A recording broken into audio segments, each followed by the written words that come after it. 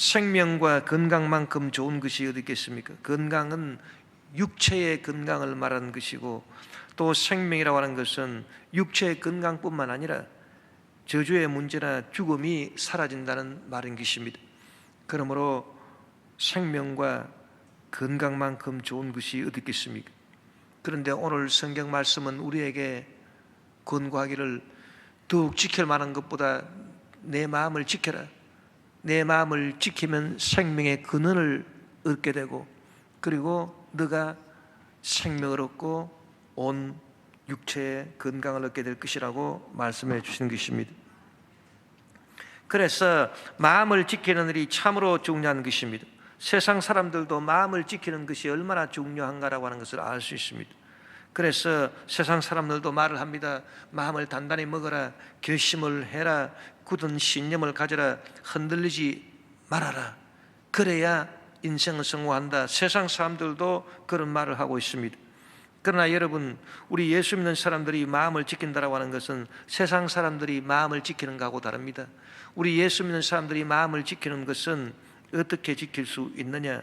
내 스스로 굳은 신념을 가진다고 지켜지는 것도 아니고, 굳세게 마음을 단단히 먹는다고 지켜지는 것도 아니고, 어떤 결심을 한다고 해서 마음을 지킬 수 있는 것도 아닌 것입니다.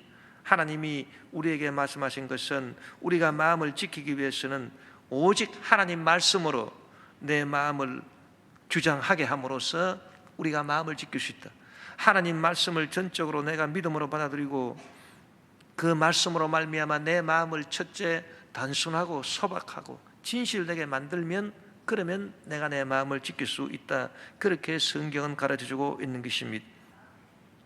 여러분, 하나님의 말씀은 단순하고 소박합니다. 이해할 것은 이해하고 아니라고 할 것은 아니라 하게 하는 것이지, 이해할 것을 아니라 하게 하고 아니라 할 것을 이해하게 하는 그런 복잡하고 어지러운 것이 하나님 말씀이 아닌 것입니다. 하나님 말씀은 얼마나 단순한지 모릅니다. 마태복음 5장 37절 현대의 성경을 보니 너는 그저 이해할 것은 이해하고 아니요 할 것은 아니요라고만 말하여라. 그 이상의 말은 악에서 나오는 것이다. 그래서 하나님의 말씀은 이해할 것은 이해하고 아니요 할 것은 아니요, 그것이 명확합니다. 우리가 하나님 말씀에 딱 비추어 보면은 우리가 살아가면서 이해할 것은 이해하고 아니요 할 것은 아니요, 둘 중에 하나 명확한 것이지, 분명한 것이지, 단순한 것이지, 이것인가 저것인가 아리달송하고 그런 거 없어요. 하나님께서 아담과 하와에게 주신 말씀 얼마나 단순한지 모릅니다. 하나님이 아담을 만드시고 아담에게 주신 말씀을 보니까 창세기 2장 16절 17절에 야훼 하나님이 그 사람에게 명하여 이르시되 동산 각종 나무의 열매는 내가 임의로 먹되 선악을 알게 하는 나무의 열매는 먹지 말라. 내가 먹는 날에는 반드시 죽으리라 하시니. 그래서 너가 동산의 모든 나무의 실과는 다 임의로 네 마음대로 먹어라. 그러나 동산 중앙에 있는 선악을 알게 하는 나무의 열매는 먹지 마라. 먹는 날에는 반드시 죽을 것이다. 그 말씀밖에 없습니다. 인류 최초의 법입니다. 얼마나 간단하고 단순한지 모르는 것입니다. 이해할 것은 이해하고 아니요라고 할 것은 아니요 해라. 그래서 동산에 있는 모든 나무의 실과는 그건 네가 먹어라, 이해할 것이다. 그러나 동산 중앙에 있는 선악을 알게 하는 나무 열매, 그건 아니요, 그건 안 된다. 그건 먹지 마라. 먹으면 반드시 죽는다. 얼마나 단순합니까? 여러분, 사람이 마음이 불안한 이유가 무엇입니까? 왜 마음이 불안하고 답답할까요? 그 원인이 어디 있을까요? 마음이 복잡하기 때문인 것입니다. 왜 마음이 평안할까요? 내 마음이 요새 왜 이렇게 평안하지? 그 이유가 어디 있을까요? 마음이 단순하기 때문인 것입니다. 여러분, 하나님의 말씀은 단순하나 인간의 사상은 아주 복잡합니다. 하나님의 말씀을 그대로 인정하고 그 말씀에 순종하고 그 말씀을 믿고 그 말씀을 사랑하면 우리가 마음을 지키게 되고 잘 살게 되었을 것입니다. 아담이 그 말씀을 지켰더라면 마음을 지키고 잘 살게 되었을 것입니다. 그러나 그가 하나님 말씀 어기고 선악과를 따먹고 나니까 그들 마음이 복잡해지고, 마음이 복잡해지니까 얼마나 많은 법들이 복잡하게 생겨난지 모릅니다. 그래서 나중에는 10계명이 생기고 그 다음에는 수백 개의 율법이 생겨나게 되고 요새는 법이 어떻습니까? 요새는 법이 얼마나 많은지 법을 전공하는 사람들도 알 수가 없습니다. 판검사, 변호사들도 법이 얼마나 많고 얼마나 복잡한지 도저히 알 수가 없습니다. 전문가라 해도 알 수가 없어요. 여러분, 오늘날 세상이 왜 이렇게 됐습니까? 처음에 하나님 말씀 예할 거 예하고 아니요 할 거 아니요 하라. 그 말씀을 지켜서 마음을 지키지 못하고 죄짓고 방황하고 어지럽고 복잡하게 되니까 오늘날 세상이 이처럼 어지럽고 복잡하게 되어 있습니다. 여러분, 구조주의자들이 말하듯이 현대 사회는 옛날보다 더 진보하고 좋아진 것이 하나도 없습니다. 예를 들어서 요새 스마트폰이 나와서 생활이 매우 편리해지지 않았느냐? 그것만 압니까? 스마트폰이 등장함으로 말미암아 우리가 살아가는 삶이 얼마나 더 복잡하게 되었습니까? 옛날에는 없던 온갖 앱을 다 핸드폰에 깔아야 되고 자기 정명 인정을 해야 되고 거미줄처럼 통제와 규제를 받아야 되고 자유가 상실되어 버렸습니다. 그래서 한편으로 편리하게 했지만은 한편으로는 얼마나 인간 생활이 복잡해졌는지 알 수가 없습니다. 5G 시대의 현대 문명은 한편으로 사람을 매우 편리하게 하는 것 같지만 다른 한편으로는 소중한 가치들을 다 잃어버리게 했습니다. 따뜻한 인간애라든지 자연의 낭만이라든지 과거의 귀한 가치들이 다 사라져버리고 말았었습니다. 그리고 현대 우리의 삶을 얼마나 복잡한 규제와 통제와 법으로 얽어매는지 말로 다 할 수가 없습니다. 최근에 주택법이 시행됨으로 말미암아 주택을 팔고 사는데도 뭔 그런 법이 많고 규제가 많고 통제가 많은지 말로 다 할 수가 없습니다. 온갖 의학이 발전해서 이전에 불치병도 고치는 세상이 되었다고 하지만은 그러나 한편으로 에이즈, 코로나 이 옛날에 있었던 겁니까? 옛날에 없던 것이 자꾸 생겨났어요. 그러니까 똔똔입니다. 결국은 따지고 보면은 뭐 남는 장사가 없어요. 평균 65세라고 하는 건강 연령은 더 이상 길어지지 않습니다. 병원에 가면은 건강을 주는 치료가 아니라 생명을 연장시키는 치료, 전부 다 식물인간처럼 되어서 주사바늘 꽂고 죽기만을 기다리는, 그러면서 수명을 연장시키는 그런 치료가 있는 것입니다. 그러니 여러분, 이것이 옛날보다 더 좋아졌다 말할 수 있는 것입니다. 차라리 더 괴로운 것이 아닌가 그렇게 생각합니다. 여러분, 이 모든 불행의 본질이 무엇입니까? 다름 아닌 복잡함이라는 것입니다.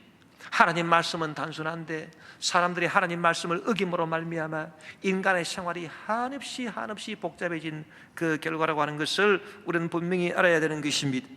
모든 좋은 것들은 단순합니다. 여러분, 단순하다라고 하는 것은 순진한 것하고 다릅니다. 순진하다라고 하는 것은 단순하지만은 그러나 지혜가 없어가지고서 늘 당하기만 하고 망하고 파멸되어 버리는 그것이 순진함입니다. 그러니까 단순함이라고 하는 것은 하나님 말씀이 단순하듯이 하나님의 지혜가 들어있는 것입니다. 참된 지혜는 복잡하지 않아요. 순진한 것도 아니에요. 단순한 거예요. 그래서 모든 좋은 것이 다 단순한데 하나님 말씀이 얼마나 단순합니까? 그리고 하나님의 지혜가 얼마나 풍부합니까? 그 단순함 속에 하나님의 지혜가 들어있는 것입니다. 그렇기 때문에 모든 좋은 것은 다 단순한 것입니다. 믿음도 얼마나 좋은 것입니까? 믿음은 금보다 귀한 것인데 믿음이 여러분 단순한 것입니다. 의심이 왜 생겨납니까? 마음이 복잡해지니까 의심이 생겨나지. 맞느냐 안 맞느냐 이리 따지고 저리 따지고 뭐 이래 보니까 하나님이 계신 것 같고 저리 보니까 안 계신 것 같고 마음이 복잡하니까 의심이 생겨나지. 여러분, 마음이 단순해 보십시오. 하나님 믿는 것이 왜 의심이 생겨나겠습니까? 믿음은 단순한 것입니다. 소망도 얼마나 좋은 것입니까? 소망이 단순합니다. 그저 믿고 바라보면 되는 것입니다. 그것이 소망인 것입니다. 여러분, 사랑도 참으로 단순한 것입니다. 복잡한 이유가 없습니다. 뭐 때문에 사랑하느냐?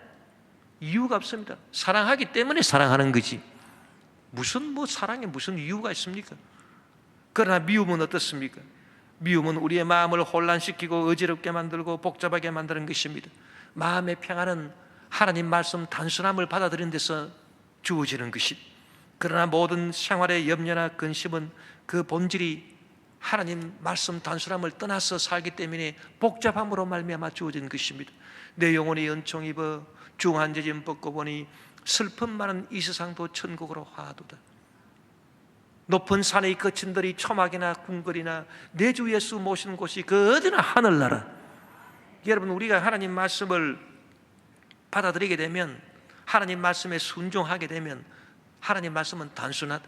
그래서 이해할 것은 이해하고 아니요라고 할 것은 아니요 하게 하고, 이렇게 되면은 만사가 형통하고 참 평안과 행복을 누리며 살아갈 수 있게 되는 것입니다.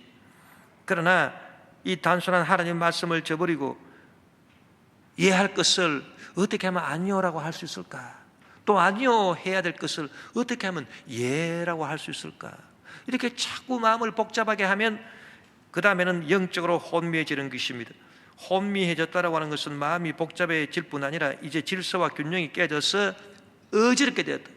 영이 혼미한 사람들을 보면 막 어지러워요. 말하는 것도 어지럽고. 그건 왜 그러냐? 하나님 말씀을 처음부터 안 받아들이니까. 그래서 귀신이 역사하는 그런 사람들 보면은 뭐 하나님 말씀 안다고 이래저래 말을 하는데 들으면은 머리가 아파요. 왜? 이단들이 하는 말 그런 거 들어보면은 혼미해서 그렇습니다. 하나님 말씀을 그대로 받아들이면 되는데 자꾸 혼미하게 이리 꼬고 저리 꼬고 해서 그렇게 복잡하게 만들기 때문에 혼미하게 되는 것입니다.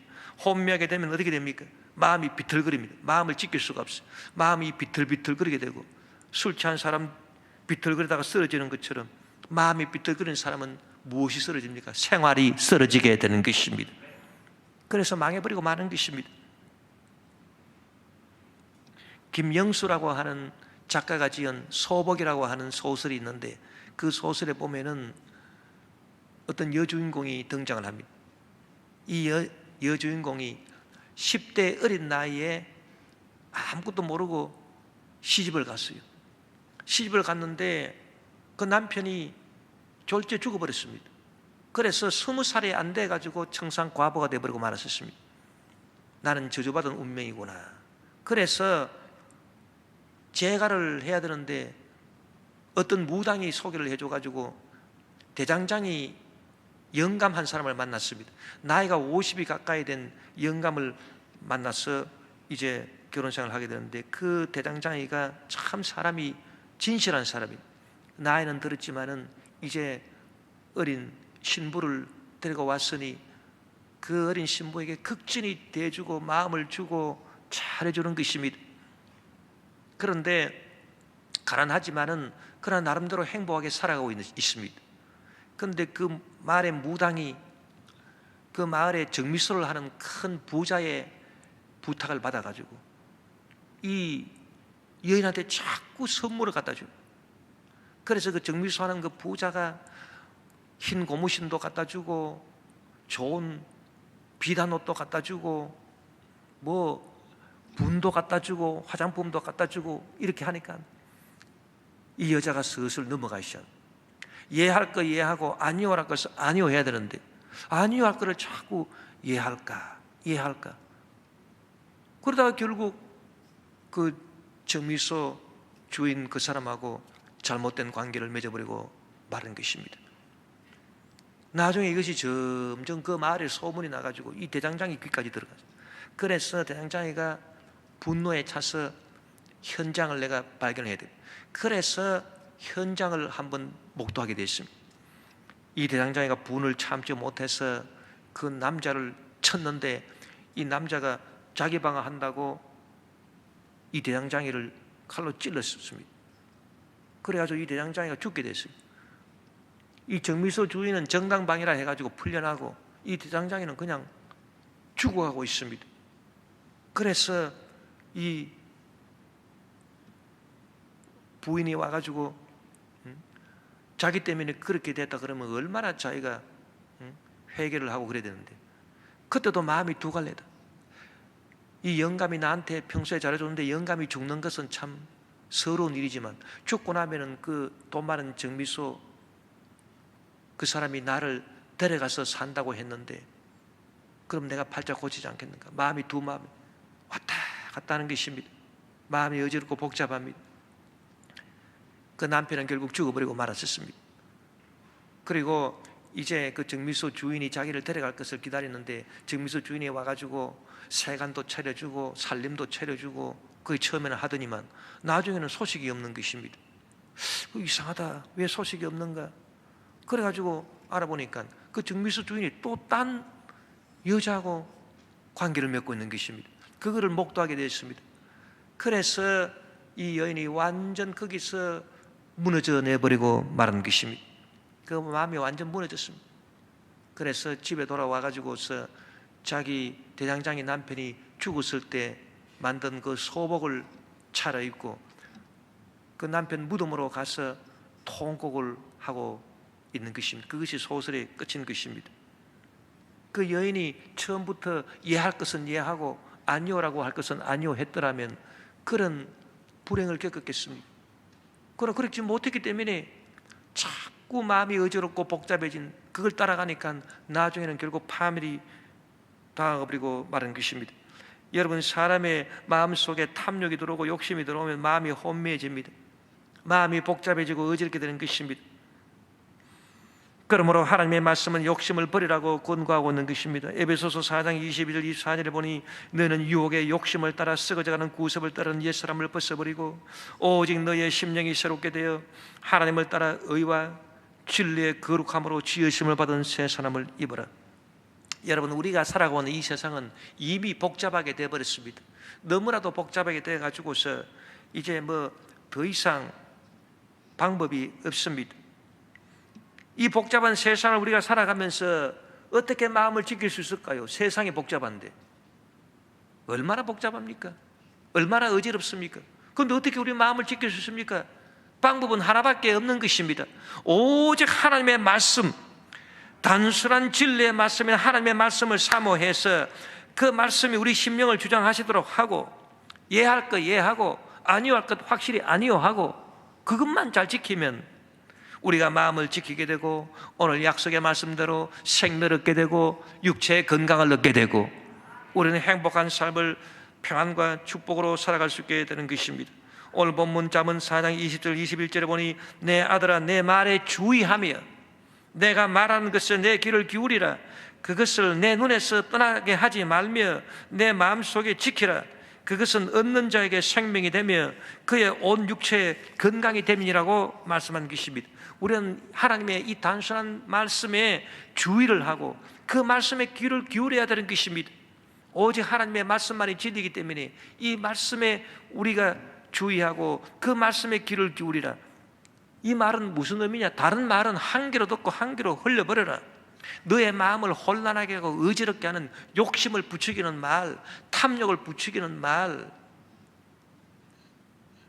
그 여인처럼 마음을 어지럽게 하고 복잡하게 하고 그렇게 하는 이 욕심, 탐욕을 불러일으키는 그런 말은 듣고 흘려버려라. 그 말인 것입니다. 오직 주님의 말씀만 귀를 기울여서 들어라. 오직 주님의 말씀만 주의를 기울여라. 여러분, 우리가 참된 지혜를 얻어서 살아가기 위해서는 어떤 문제를 만나서 이 문제를 해결하기 위해서 모든 것이 다 그렇습니다. 투자를 하든지 무슨 일을 하든지 간에 자장 우리가 딱 기도해서 예 할 것은 예, 아니요 할 것은 아니요, 명백합니다. 그런데 자꾸 어지럽고 복잡하고 그런 것은 하나님 뜻이 아닌 것입니다. 우리가 참으로 마음을 지키고 축복받고 생명과 건강을 얻으며 살기 위해서는 말씀에 대한 확실한 항복이 중요한 것입니다. 아직도 우리가 말씀에 대해서 항복을 안 했습니다. 그래서 하나님 말씀은 단순하고 분명히 우리에게 예할 거 예하고 아니요 할 거 아니요 하라 했는데 우리 마음은 아직도 싸우는 것입니다. 아이고 하나님, 아니요 할 것도 좀 한번 예해 봅시다. 그럼 참 좋을 것 같은데요. 자꾸 우리가 하나님 말씀을 대적해서 말씀과 싸우려고 하는 것입니다. 그러니까 마음이 복잡하지요. 그렇게 해가지고 행복에 지는 법이 없습니다. 결국은 여러분 파멸을 당하고 나중에 다 얻어맞고 터지고 난 다음에 주님 앞에 나와서 회개하게 되는 것입니다. 그러지 말고 처음부터 아싸리 항복을 해버려야 되는 것입니다. 그것이 가장 큰 축복인 것입니다. 성경에 보니까 사도 바울도 처음에는 하나님의 뜻을 잘 모르고 하나님 말씀과 싸웠습니다. 하나님의 뜻, 하나님의 말씀은 뭡니까? 예수 그리스도를 전파하라. 그것이 하나님의 뜻이고 하나님의 말씀인데, 이 사람이 어리석어서 하나님의 뜻을 잘 몰라가지고 하나님 말씀과 싸웠다. 오히려 예수 믿는 사람들을 잡아서 핍박하고 그런 일에 앞장섰으니 기가 막힐 일 아닙니까? 그러다가 그가 다메섹으로 가는데 도중에 예수님께서 나타나신 것입니다. 예수님께서 나타나셔서 사도 바울에게 무슨 말씀을 했는가? 그것이 굉장히 중요합니다. 사도행전 26장 14절 공동번역에 보니 저희는 모두 땅에 엎드렸습니다. 그리고 히브리 말로 사울아 사울아 왜 나를 박해하느냐? 가시 돋친 채찍에다 발길질을 하다가는 너만 다칠 뿐이다 하는 음성을 제가 들었습니다. 이 말씀이 여러분 의미심장합니다. 하나님 말씀과 네가 싸우려 하느냐? 그래봤자 너만 손해다. 예할 거 예하고 아니오 할 것 아니오 해야지. 그 하나님 말씀 네가 싸워가지고 예할 것도 예 안 하려 그러고 아니오 해야 될 것을 예해 보려 그러고, 그러다가는 어떻게 되느냐? 가시 돋친 채찍에 네 발길질을 하는 것밖에 안 된다. 가시가 막 돋아 있는데 거기에 막 발로 막 치니까 자기 발에 가시가 박히지 않습니까? 자기만 상할 뿐이다. 자기만 고통당할 뿐이다. 그러니까 말씀에 항복해라. 이제는 두말하지 말고 하나님 말씀에 항복해서, 그렇습니다. 나는 이제는 두 손 들고 다 주님 앞에 옵니다. 천부에 의지 없어서 주께로 옵니다. 내가 하나님 말씀 어기고 내 마음대로 한번 살아봤더니 가시 돋친 채찍에 발길질 하는 것밖에 없었습니다. 지금 내 삶을 보십시오. 남은 게 뭐가 있습니까? 비탄밖에 없습니다. 슬픔밖에, 허무밖에 없습니다. 괴로움밖에 없습니다. 불안밖에 없습니다. 복잡하고 어지럽습니다. 정신이 없습니다. 오 하나님 아버지여, 이제는 회개하고 주님 앞에 나옵니다. 주님의 말씀과 내가 싸우지 않겠습니다. 주님의 말씀에 내가 전적으로 항복하겠습니다. 왜? 내가 나를 사랑하는 것보다 주님의 말씀이 나를 더 사랑합니다. 내가 어리석은 내가 생각할 때는 예할 거 예 안 하고 아니오 할 것 아니오 안 하고 그렇게 살아가면 좋을 것 같아도 그것은 내가 어리석은 생각입니다. 결론이 좋지 않다. 내가 나를 사랑하는 것보다 하나님이 나를 더 사랑하시고 나를 더 잘 알기 때문에 하나님께서 그런 말씀을 나한테 주신 것입니다. 그러니 하나님, 내가 하나님 말씀에 속히 항복하고 말씀을 확실히 의지하고 따라가게 도와주시옵소서. 그러면 우리 마음이 단순해지는 것입니다. 그러면 우리가 마음을 지킬 수 있게 되고 생명과 건강을 얻을 수 있게 되는 것입니다. 여러분, 마음을 지키려면 말씀해 주시는 또 희망이 있어야 되는 것입니다. 여러분, 희망이 없으면 그곳이 바로 지옥입니다. 우리의 마음은 희망을 먹어야 보약을 먹는 것이고, 희망이라고 하는 것은 마음을 지키는 보약인 것입니다. 희망이 없다면 우리 마음은 죄로 인한 깊은 절망, 저주로 인한 깊은 절망, 질병으로 인한 깊은 절망에서, 죽음으로 인한 절대 절망에서 헤어나올 수가 없는 것입니다. 희망이 우리의 마음을 지켜주는 것입니다. 이 세상에서 참된 희망을 주는 것이 어디 있겠습니까? 여러분, 희망이라고 하는 것은 보는 것으로 임하지 않고 듣는 것으로 임합니다. 우리가 그걸 먼저 알아야 되는 것입니다. 왜? 보는 것은 지금 현재 보는 것이지, 희망이라고 하는 것은 미래에 대한 것입니다. 그렇기 때문에 보는 것은 현재 눈앞에 보는 걸 보기 때문에 희망과 관계없어요. 희망은 미래에 대한 것이지 현재에 대한 것이 아닙니다. 그래서 희망은 보는 것으로 임하는 것이 아니라 듣는 것으로 임하는 것입니다. 왜? 듣는 것은 미래의 일을 들을 수 있기 때문에. 그래서 듣는 것으로 희망이 임하는데, 듣는 것도 무엇을 들어야 희망이 임하느냐? 세상의 잡다한 뉴스를 들어서 희망이 임하는 것이 아닙니다. 여러분, 참된 희망은 복음을 들어야 되는 것입니다. 복된 뉴스를 들어야 되는 것입니다. 하나님 말씀을 들어야 되는 것입니다. 예레미야 29장 11절에 야훼의 말씀이니라, 너를 향한 나의 생각을 내가 하나니 평안이요 재앙이 아니니라. 너에게 미래와 희망을 주는 것이, 미래를 주고 희망을 주는. 우리가 희망을 얻게 되면은, 하나님 말씀으로 희망을 얻게 되면은 우리 마음을 지킬 수가 있습니다. 아무리 어려운 일을 당해도 무슨 일을 만나든지 만사형통하리라. 왜? 희망이 있기 때문인 것입니다. 절망을 극복하는 희망이 있기 때문인 것입니다. 많은 성도들이 고난 가운데 절망에 빠져 있을 때 기도하다가 주님의 말씀을 들었습니다. 주님의 음성을 들었습니다. 그리해서 희망을 얻고 그 희망으로 말미암아 마음을 지킬 수 있었고, 마음을 지키니까 결국은 문제를 해결하고 복된 삶을 살게 된 것입니다. 우리가 하나님의 말씀을 듣고 희망을 얻으면 믿음이 생겨납니다. 로마서 10장 17절에 그러므로 믿음은 들음에서 나며 들음은 그리스도의 말씀으로 말미암았다고 말하는 것입니다. 여러분, 참된 희망은 절망보다 더 큰 것이라야 절망을 이겨낼 수 있죠. 희망이 있긴 있는데 절망보다 작다면 그 희망은 소용이 없습니다. 여러분, 죄로 인한 절망이 얼마나 큽니까? 모든 사람이 죄를 이길 수가 없습니다. 죄는 어마어마한 권력으로, 힘으로 우리를 짓눌렀습니다. 로마서 3장 23절에 모든 사람이 죄를 범하였으며 하나님의 영광에 이르지 못했다. 모든 사람이 죄와 싸워 이길 수가 없었다. 죄는 어마어마한 힘과 권세와 능력으로 우리를 다 짓밟아 버렸다. 그래서 죄가 가져다 주는 절망은 그 누구도 헤어나올 수가 없다. 사람들은 죄가 가져다 주는 절망을 이겨보려고 철학을 만들어내고 종교를 만들어냈습니다. 여러 가지 종교를 만들어냈습니다. 죄가 가져다 주는 절망을 이겨보려고, 희망을 발견해 보려고. 그래서 철학이나 종교나 이런 것들로 통해서 조그마한 희망을 얻었습니다. 그러나 그 희망이 절망에 비해서는 너무 약합니다. 죄로 인한 절망은 깊고 넓은데 철학이나 종교가 가져다 주는 희망은 한 주먹밖에 안 됩니다. 그 희망 갖고 어떻게 죄가 가져다 주는 절망을 이길 수가 있습니까? 그러나 여러분, 하나님의 말씀이신 예수 그리스도가 십자가에 못 박히시고 피 흘리시고 고난당하시고 예수님이 십자가에서 돌아가신 것입니다. 무엇 때문에 예수님이 십자가에서 돌아가셨는지, 저와 여러분의 죄를 다 속죄해 주시고 죄로 인한 절망에서 저와 여러분을 확실히 건져내는 위대한 희망을 주시기 위해서 예수님은 십자가에서 못 박혀 죽으신 것입니다.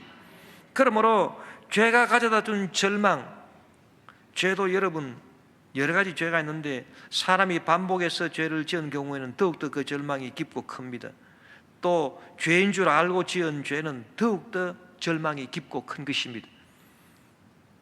그러나 우리가 모르고 지은 죄라 하더라도, 알고 지은 죄라 하더라도, 반복해서 지은 죄라 하더라도 그 절망이 아무리 깊고 크고 아무리 우리를 압도한다 하더라도 예수 그리스도께서 십자가에서 우리 죄를 대신 짊어지시고 다 청산하시고 죽으신 그 십자가 은혜로 말미암아 주어진 희망을 넘을 수가 없습니다. 하나님이 예수님을 통해서 우리에게 주시는 희망은 죄를 용서하고도 남음이 있고 죄가 가져다 준 절망을 덮고도 남음이 있는 것입니다. 그래서 죄사함과 의롭다함을 저와 여러분에게 가져다 주는 것입니다. 우리는 이 희망으로 말미암아 다시 일어날 수가 있는 것입니다. 죄를 아무리 많이 지었다 하더라도 70번에 7번을 지었다 하더라도 수천만 번을 죄를 지었다 하더라도 고범죄, 자범죄를 무수히 많이 지었다 하더라도 어떤 죄를 지었다 하더라도 우리가 주 예수 그리스도의 십자가 보혈 은혜를 힘입어 주님 앞에 나와서 우리가 회개하고 새롭게 될 수가 있는 것입니다. 희망이 주어지는 것입니다. 또한 저주의 문제와 가난과 질병의 문제는 우리에게 얼마나 큰 절망을 가져다 주는 것입니까? 이 절망에서 벗어나기 위해서 사람들은 세상의 모든 수단과 방법으로 지식을 발전시키고 과학을 발전시키고 의학을 발전시켜서 문제와 가난과 질병을 해결하고자 한 것입니다. 그러나 사람들이 애써 만든 지식이나 의학이나 과학이 희망을 주기는 합니다만은 참 절망, 세상이 가져준 저주나 질병, 가난의 절망에 비하면 그 희망은 볼품이 없어요. 그 희망이 절망을 이겨낼 수 없습니다. 저는 목회하면서 병 드신 우리 성도님들 위해서 기도할 때 참 그런 걸 너무 많이 느낍니다. 이 세상이 병든 성도들 치료하겠다고 병원에서 온갖 의학을 발전시켜서 그 의학적인 치료를 하지만은, 그러나 희망이 있긴 있지만은 무슨 희망이 있습니까? 그 희망이 그 질병이 가져던 절망보다 절대로 크지를 못합니다. 세상 의학이 질병으로 인한 절망에 처한 사람에게 희망을 갖다 주기는 갖다 주지만은 그 희망이 너무 턱없이 부족합니다. 결국은 절망에 빠져버리고 마는 것입니다. 그러나 여러분, 하나님의 말씀이신 예수 그리스도가 우리에게 주신 희망은 그러한 절망을 압도하고도 남음이 있는 것입니다. 요한일서 4장 4절에 자녀들아 너희는 하나님께 속하였고 또 그들을 이겼나니 이는 너희 안에 계신 이가 세상에 있는 자보다 크심이라고 말한 것입니다. 질병으로 인한 절망, 저주의 문제로 인한 절망, 그런 절망을 당하지만은 너희 안에 계신 이가 세상에 있는 자보다 크다. 세상이 너에게 가져준 절망보다도 너희 안에 성령으로 들어가 계신 예수님이 주시는 희망이 훨씬 더 크니라, 그 말씀 있는 것입니다. 그러므로 우리가 이 희망을 얻고 마음을 지켜서 믿음으로 나아가게 되면 오늘 말씀대로 생명을 얻고 육체의 건강을 얻게 될 줄 믿습니다. 결국 인생이 닥치는 절망은 죽음의 절대 절망인 것입니다. 이 죽음의 절망은 보통 절망이 아니라 절대 절망입니다. 이 죽음은 이제 끝입니다. 죽음은 모든 것이 끝나는 것입니다. 이 죽음의 절대 절망에 대해서 세상은 어떤 희망을 만드는 생각조차 하지를 못합니다. 죄가 가져다주는 절망, 죄로 인한 질병과 저주의 문제가 가져주는 절망, 이런 절망은 그래도 세상이 사람들이 한번 해결해 보겠다고 철학도 만들어내고 종교도 만들어내고 의학도 발전시키고 과학도 발전시키고 해가지고 조그마한 희망이라도 만들어냈지만, 물론 그 희망이 절망을 이겨낼 수는 없습니다. 그래도 조그마한 희망이라도 만들어냈어요. 그러나 이 죽음 앞에 사람들이 당하는 절망, 이거는 이제 세상이 뭐 조그마한 희망도 만들어내지 못합니다. 왜? 절대 절망이기 때문에. 그러면 세상이 우리 보고 뭐라고 말하냐? 받아들여라, 그냥. 뭐 죽으면 그만인데 어떡하겠냐? 운명이다. 더 이상 뭐 우리가 어찌할 수 없다. 세상은 그렇게 말합니다. 그래서 그저 오래 살다가 잘 먹고 살다가 죽으면 그만이다. 어떡하겠냐? 그러나 여러분, 하나님의 말씀이신 예수 그리스도는 부활과 영생을 통해서 이 죽음이라고 하는 절대 절망을 압도하고도 남음이 있는 절대 희망을 저와 여러분에게 주신 것입니다. 이 절대 희망을 갖고 우리가 마음을 지키고 나아갈 수가 있습니다.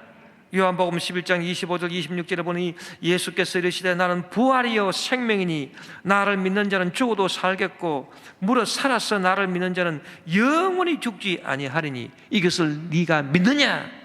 그렇게 말씀한 것입니다. 여러분, 절망이 있고 희망이 있고 실망이 있습니다. 세상이 주는 희망은 절망보다 너무 약해요. 그래서 우리를 건져낼 수 없고 결국은 실망하게 만드는 것입니다. 그건 세상이 주는 실망인 것입니다. 내 인간의 수단 방법, 내 인간의 지식, 사람들이 만들어내는 의학, 과학, 이런 것들이 가져주는 희망은 세상이 가져주는 절망보다 클 수가 없습니다. 죄와 저주와 질병이 가져주는 절망을 넘어설 수가 없습니다. 특히 죽음이 가져다주는 절대 절망을 조금도 넘어설 수가 없습니다. 그래서 결국은 실망으로 떨어져 버리고 마는 것입니다. 세상을 믿고 세상의 흐름에 따라 그저 살다가는 반드시 실망하게 되지요.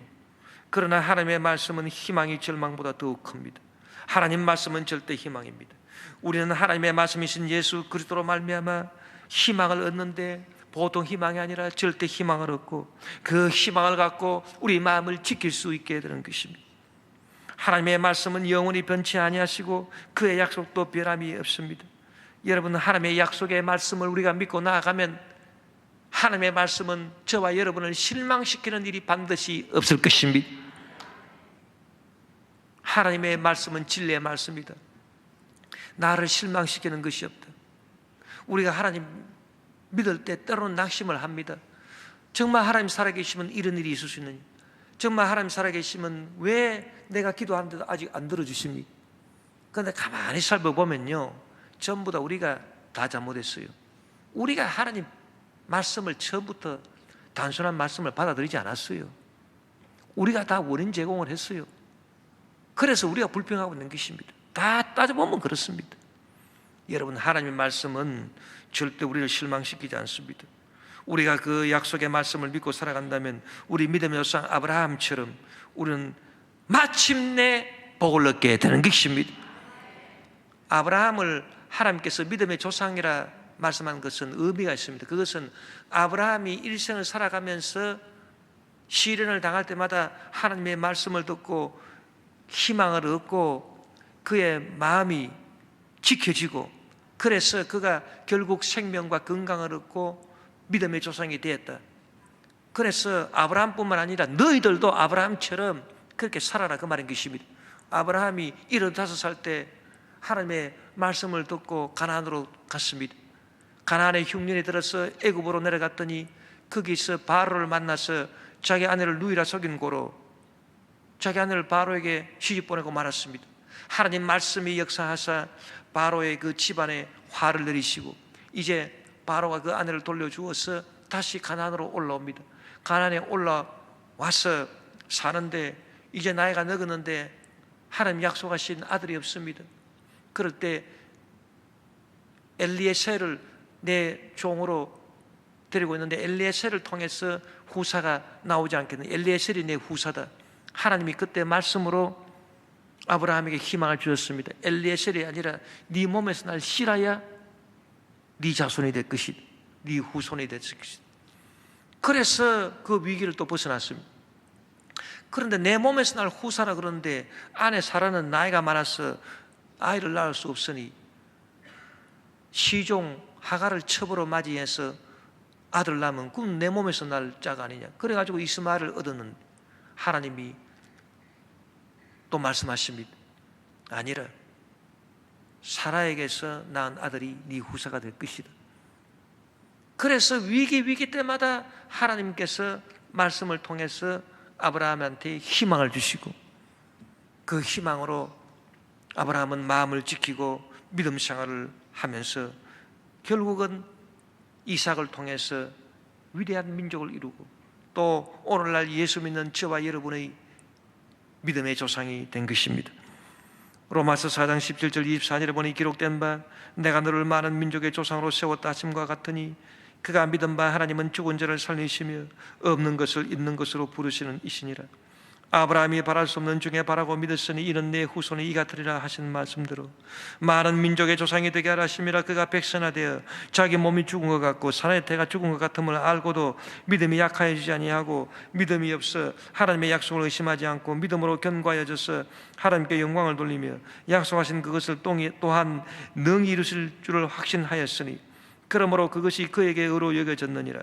그에게 의로 여겨졌다 기록된 것은 아브라함만 위한 것이 아니요 의로 여기심을 받을 우리도 위함이니 곧 예수 우리 주를 죽은 자 가운데서 살리신 이를 믿는 자니라.